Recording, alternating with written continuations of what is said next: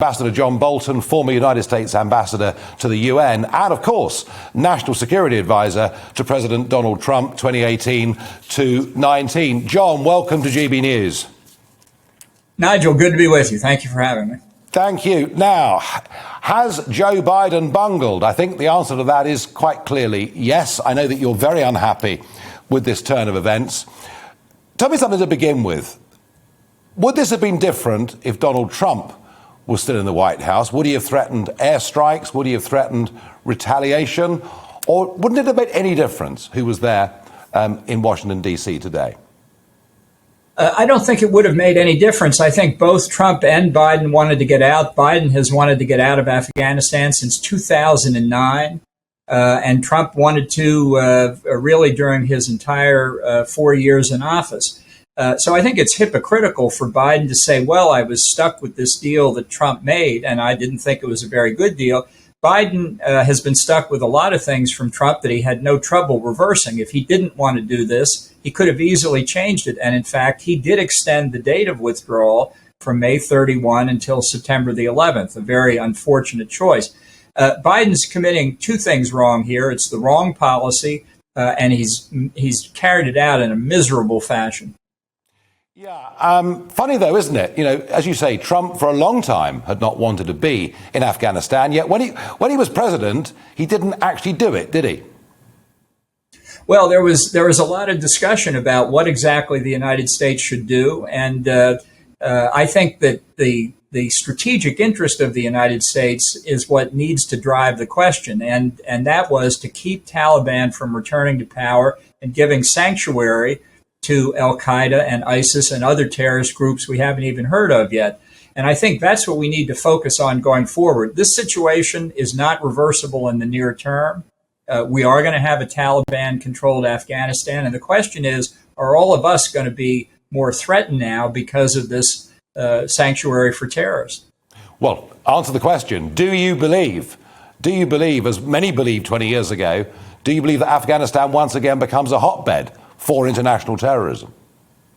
I think it's a near certainty. If you look where the terrorist threat is now, in Western Iraq, in Syria, in Libya, in Yemen to an extent, it's in areas of anarchy, of instability, of inadequate control by responsible authorities. But that means the terrorists live in uncertainty there too. If they found a friendly regime like the Taliban in Afghanistan to set up sanctuaries and rear bases there, they will do it in a heartbeat, and we will be right back in the pre-9/11 environment. Yeah. That's what's so tragic here. Now, Secretary of State Antony Blinken has said this is not Saigon, but I wonder whether it might actually potentially be worse, because we've got many thousands of British nationals there in Kabul, many more thousands of American nationals in Kabul, translators, Afghans that work for us over the course of the last 20 years. And we're doing our best to evacuate people, but we had our own Defence Secretary, Ben Wallace, this morning, almost tearfully saying we won't be able to get everybody out. Do you think we're able to talk to the Taliban, at least for the next couple of weeks, to get people out? Or do you fear a potential hostage crisis? Well, I think we have to worry about it. Look, I think Taliban have control within their grasp. They can see this. They can taste it. They've got almost everything. It would be crazy for them militarily to do anything to interfere with the evacuation. And in fact, you could make the argument they would say, get all these people out so we don't have to deal with them later.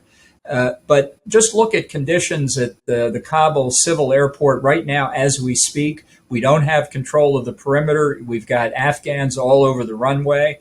I'm not sure how long Taliban can maintain control of their own forces. So we don't have a lot of time. I think your Secretary of Defense is exactly right, and there's a real tragedy at work here. It shows just how poorly planned this evacuation was, but it tips on the verge here of really descending into chaos, which is going to be brutal if it happens.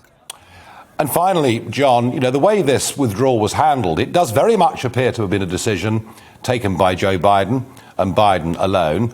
He didn't even consult with the British, as far as we understand. It does seem with Biden in the White House, the special relationship isn't very special at the moment, is it?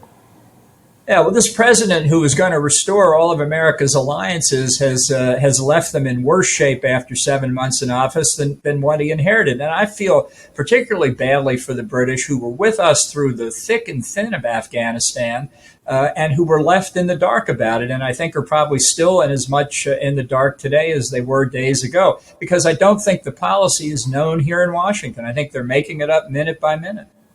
Of what I can see, the opinion polls in America, and obviously one takes these always with a pinch of salt, but even before the events in Kabul and Afghanistan, certainly the ratings for Biden, and in particular for his deputy, Kamala Harris, have been falling. We're not even 200 days into this Democrat administration.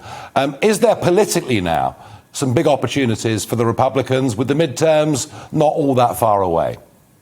I think absolutely. You know, it's still hard to tell exactly what will happen here. But even for Americans who are war weary of these long conflicts in places like Afghanistan, don't like to see our country and our friends and allies humiliated. They don't like to see the Americans being helicoptered out of their embassies. It does remind them of Saigon. And I think this goes directly to the question of Biden's competence and his credibility. And he's not looking good.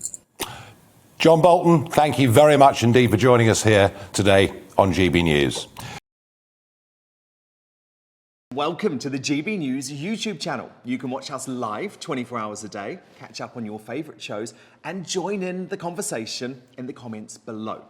Don't forget to subscribe and you'll never miss any of our exclusive content.